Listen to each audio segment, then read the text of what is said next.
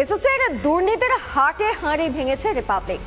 SSC তালিকা প্রকাশের আগেই হাতে এসেছে দাগিদের তালিকা। র্যাঙ্ক জাম্প, উত্তরপত্রে কারচুপি, বিভিন্ন অনৈতিক উপায় ভুরে ভুরে চাকরি। আর এই সব কারচুপি ঢাকতে গিয়ে কি তালিকা প্রকাশে ঘন্টার পর ঘন্টা দেরি করে ফেললো এসএসসি?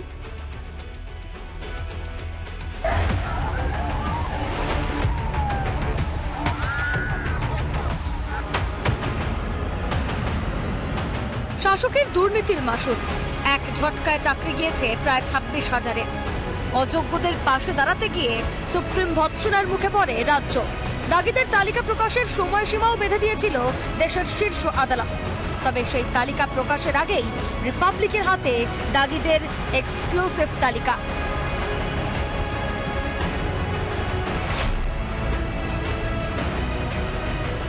র্যাঙ্ক জাম্প থেকে উত্তরপত্রে কারচুপি, কি নেই জালিয়াতির কৌশলে?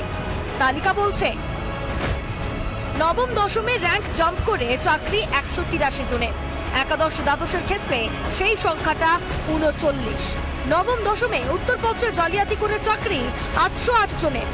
একাদশ দ্বাদশে 771। একটা বিষয় স্পষ্ট যে 4 ভাগে দুর্নীতি হয়েছে। কখনো কমিশন জানাই না, কমিশন সুপারিশ করেনি কিন্তু চাকরি পেয়ে গেছে, আবার কখনো আবার প্রভাবশালী সুপারিশে চাকরি পেয়েছে। আবার দেখা গিয়েছে যে উত্তরপত্রে জালিয়াতি। গ্রুপ সিতে উত্তরপত্রে জালিয়াতি করে চাকরি হয়েছে 783 জনের। গ্রুপ ডির ক্ষেত্রে সেই সংখ্যাটা 1741। অন্যদিকে গ্রুপ সিতে সুপারিশে চাকরি হয়েছে 785 জনের। গ্রুপ ডিতে 1741 জনের। কমিশনের সুপারিশ ছাড়া গ্রুপ সির চাকরি জোটে 57 জনের। গ্রুপ ডির ক্ষেত্রে সেই সংখ্যাটা 170। বিপুল পরিমাণে দাগিদের ঢাকতে গিয়েই যেন হিমশিম খেল কমিশন। সুপ্রিম কোর্ট 7 দিনের সময়সীমা বেঁধে দিয়েছিল অযোগ্যদের নাম প্রকাশে। সেই ডেডলাইন মানতে গিয়ে রীতিমতো কাল ঘাম ছুটল।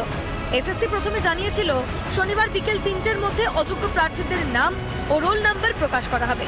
কিন্তু কোথায় কি? দেখা গেল দুপুর 3টের সময়ও এসএসসি চেয়ারম্যান পৌঁছননি আচার্য সদনে। পরে জানা গেল 7টার সময় বেরোবে তালিকা, কিন্তু সেই সময়ও পার করে ফেলে এসএসসি। শেষমেশ তালিকা প্রকাশ। অনেকেই নজরদারির মধ্যে থাকবে এবং আমরাও নজরদারিতে রাখবো। ভেজাল মিশালে আবার ধরা পড়বে। তবে তৃণমূল কংগ্রেস আপাতমস্তক ভেজাল পারিবারিক কোম্পানি। 1804 জন অযোগ্যদের তালিকা প্রকাশ করেছে এসএসসি।